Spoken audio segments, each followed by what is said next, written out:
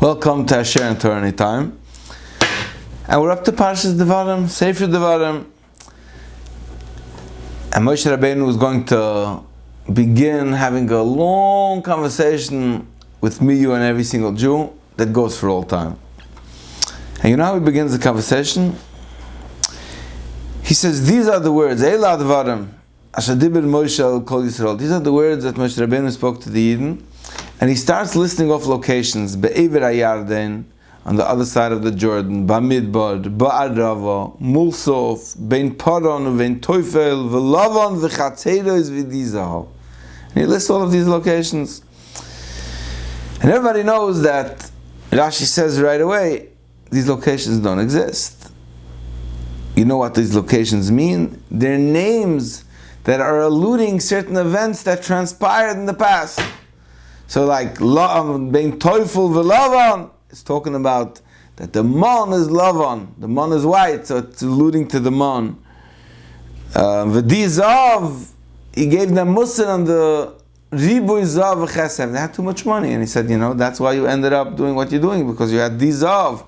He went into the source of the underlying reasons of what went on. And there's two major questions that are going on in Devarim. Question number one is that a Chaim HaKodesh's question, which is, if you had Musar to tell the Jews for the last 40 years, why are you waiting till they're Me'ever Liyarden? Why are you waiting until they went to the other side of the Jordan to say what you had to say for the last 40 years? And the second question is, why can't you talk to them straight up? You have something to say, tell to them. Why are you going about Ba'arava? Say what you got to say. I have a very good friend that he went through this situation a few months back where he gave up a lease on his house. He had to leave. But the new house that he was supposed to move into, the deal almost fell apart. And he was left homeless. He was basically left homeless. He had to leave place one. He didn't have place two. And it was Yom Tov time, and he was wandering from place to place. So it was a very difficult period. And at that time, there was this niggin that came out. And it said, "'Cause a Yid never breaks." And he was like, come on. Don't play me this song now. I'm not interested in now Yid never breaks. When I'm sitting on my porch with tiki lights and life is good, then I can sing, "'Cause a Yid never breaks." We sing when a Yid never breaks when we hear about tragedies that happen to other people. But when you yourself are not in a good place, please don't give me any chizik now, just bug off, okay? I'm not interested in hearing anything you got to say. Moshe Rabbeinu got the secret. You can't give Musar to people when they're in the crisis. He waited 40 years to go Me'ever LeYarden, to the other side of the Yarden, when they finally reached the destination, and they're sitting there in the promised land. Now let's talk! And even then, he talks in allusions. Everybody knows that, all the great tzaddikim, like the Reb Zisha, the Reb Melech, people used to come to them, they needed tikkunim, they were in such a good place, they had to get fixed. So the Reb Zisha would start talking to himself. He would say, Zisha, how long are you going to remain a sinner? And the Reb Melech would say, Melech. And they would go into their own world. And they would find a place within themselves where they would be able to connect. And the person listening suddenly resonated. It mirrored what was going on by him. And he too went into a place of tshuva. They did tshuva together. He never spoke to him straight. At least not initially. When Moshe Rabbeinu comes and he wants to bring the Yidden to a new place, he says stories. And within the stories there's embedded messages. But he never confronts them and he says, you made an egel. He speaks about the underlying reasons of what caused them to make an egel. He said, V'di zav, al ribuy zav v'kesef. Each one of them has an underlying cause. But for example, let's talk about the egel. You go to a person and you want to give him musar. He's an idol worshipper. There's a reason of how he turned into an idol worshipper. Moshe Rabbeinu said, V'di zav, you had too much. You were living with abundance. It was like Chazal say, Ma yasa ben shlo yechta. So when you want to talk to this child who sat in a batei zoynes, and you want to give musir, don't talk about the Batei Zonis. That's irrelevant. Talk about the Mayas Haben Shelo Yechda. Talk about the abundance that he had, which caused him to be in a position to have so much resources, and he had so much taivas that it was impossible for him not to end up. And the talk is about prevention, and the talk is about who are you hanging around, where are you. It's the causes. Moshe Rabbeinu is coming into Devarim. He's opening up. There's two major secrets to Teichacha, two major secrets to getting a message across the people, if you want them to get it. Number one, make sure they're in a good place. Make sure they're in a place where they're me'ever hayarden, they're in their promised land. Number two, you have to identify the underlying causes and first start off there. Later on, if you look at the Torah, Moshe Rabbeinu talks very straight up to the people about what went on. But he begins making sure they're in a good place and going into the world of the underlying causes and bringing it in with stories and with metaphors and being connected with a person in a good place, and that's when you can start going into identifying. We start off this whole Devarim, it's right before Tisha B'Av, it's in the 9 days, it's in that time where we're talking about Havas Chinam, Sinas Chinam. You know, one of the major questions used to bother me many times when we thought about this question, which is, and many people ask this question, I'm sure it's bothered you too. Why is it called Sinas Chinam? What do you mean Chinam? If you ask somebody, if I ask you, do you hate somebody? You might say yeah. There's somebody who I hate or I extremely dislike. If I ask you, is it Bechinam? Is it Chinam? Is it for no reason? Baseless hatred? No, it's based hatred.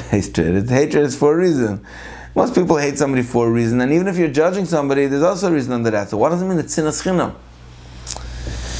So there's a lot of answers on this question, and there's there's one approach that you can go and say, it's chinam because if you would believe that everything is from Hashem, then it's chinam. That means it happened to you for a reason. There was a message in it, so it wasn't. So if you're hating him, it's like you're hating the messenger. He's just a messenger. It's Hashem. It's like David HaMelech said, Hashem amalei kalel.